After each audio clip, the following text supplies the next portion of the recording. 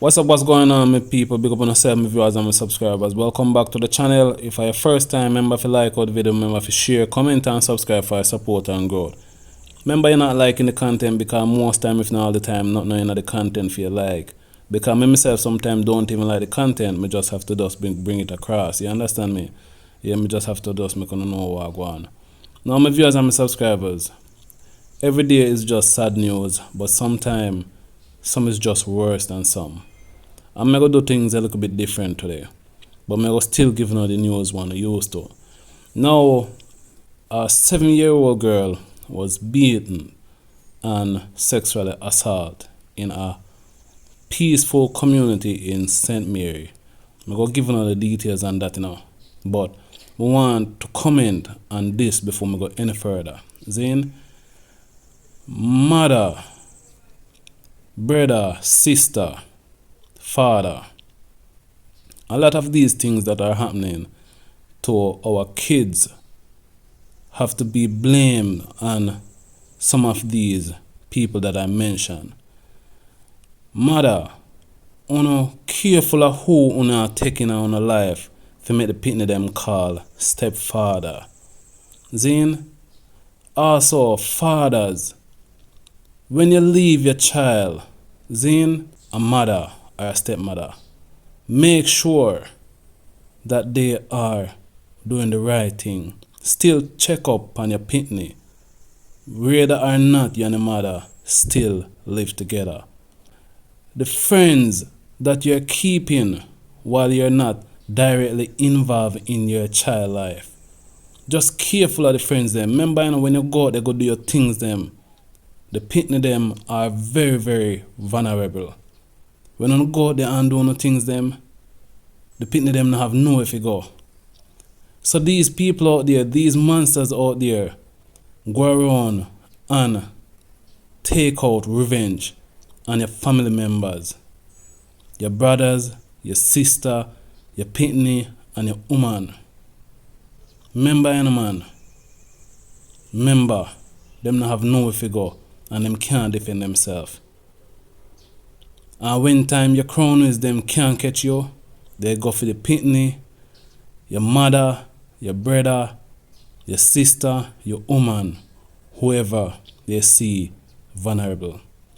And these ladies that are picking up these men and calling them their men and letting them be stepfathers to kids, and if you watch them with a daughter,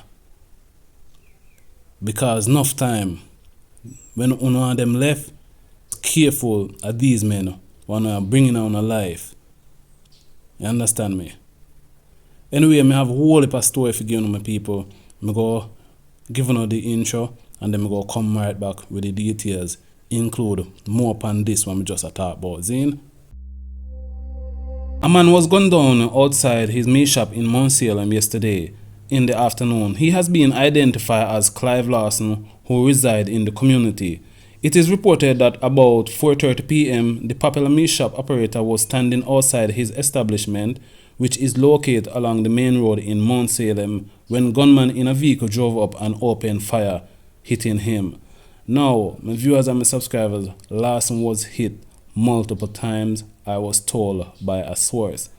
He is the third person to be killed this week in Mount Salem, which has been under a zone of special operations since 2007. There is now a call for increased policing in Dumfries, St. James after a second double murder in just under a month has left residents tense and fearful. The deceased have been identified as 30-year-old Andre Brown, unemployed, and 24-year-old farmer Romain Melville. One resident who asked not to be identified by name theorized that the men were cut down as reprisal for earlier incident in which a woman was shot and injured in the community. They were allegedly shot by men traveling on a motorcycle who indiscriminately opened gunfire on bystanders after a search of the area did not yield their intended target. Brown and Melville, who are said to be close friends, were shot multiple times as they stood in the community square. Wednesday's double murder comes after Adolphus Holder and Giovanni Brown were shot and killed at a party in the community on April 16. A 14-year-old male student of Arbuthnot Gallimore High School remains hospitalized in serious condition after being reportedly stabbed by another student on the school compound. The police are expected to lay charges against the accused male student in the coming days. Reports are that shortly after 11 a.m. on Tuesday, there was a water throwing incident at the school, which led to an altercation between the two teenagers. A knife was subsequently brought into play, resulting in one of the boys being stabbed. The wounded boy was rushed to hospital where he was admitted for treatment in serious condition.